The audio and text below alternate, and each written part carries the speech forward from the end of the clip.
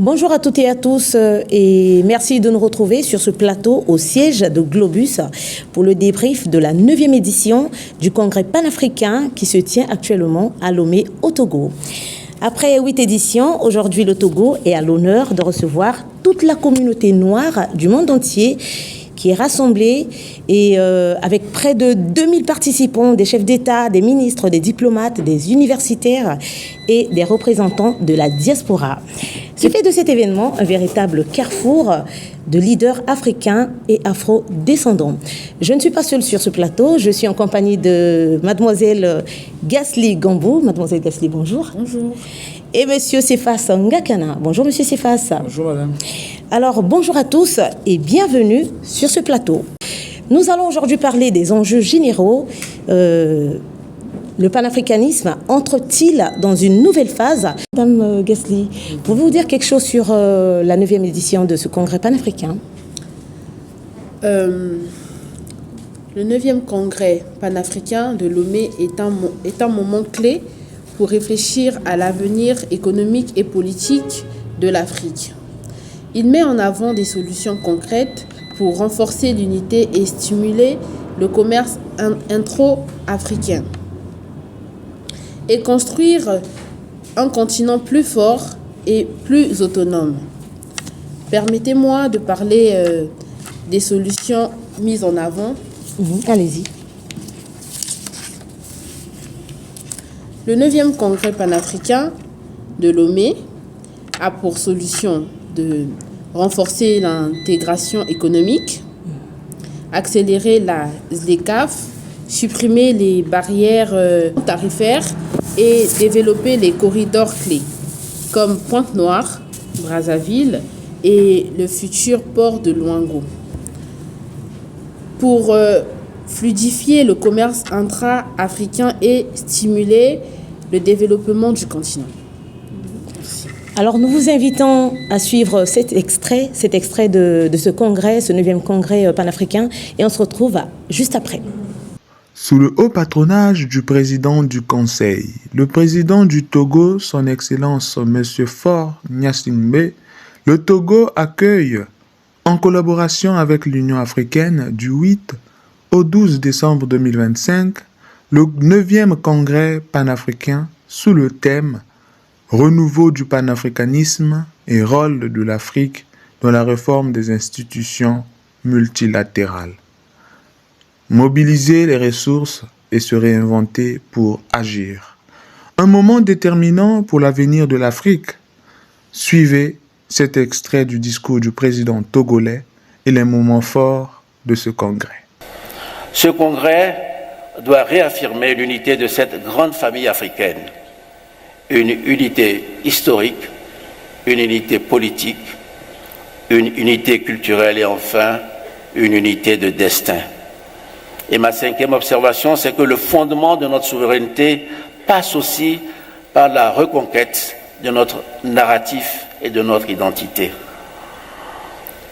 Mesdames et messieurs, aucune puissance ne s'est affirmée en laissant les autres raconter son histoire.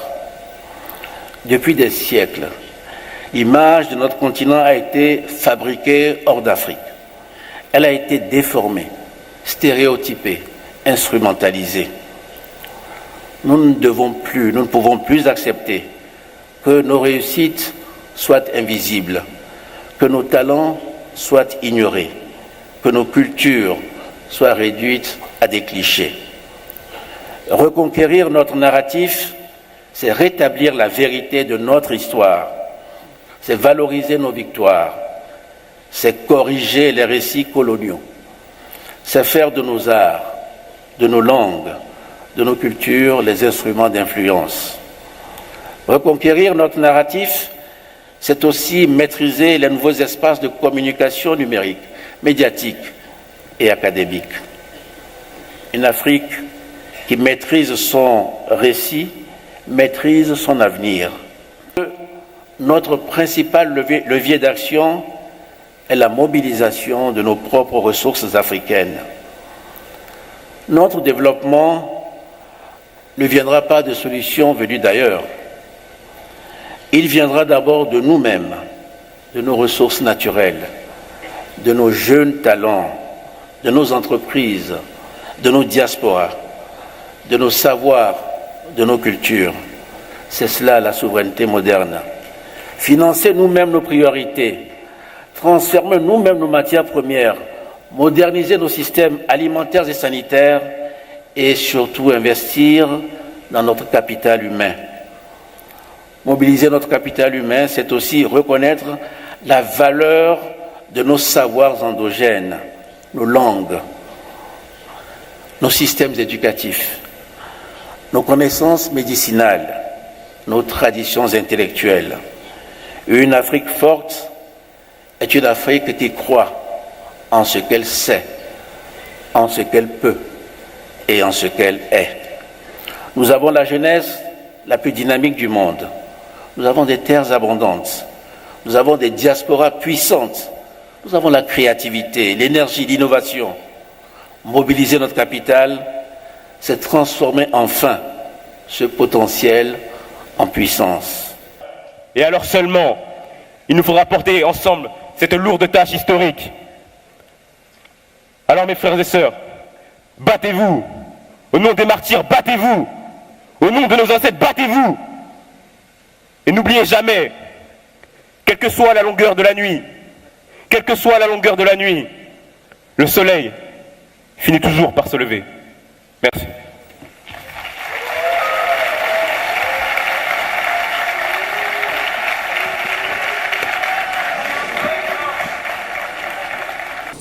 Excellent retour sur ce plateau. Nous sommes également avec M. Cephas Ngakana. M. Cephas Ngakana, avez-vous quelque chose à dire sur ce 9e congrès panafricain?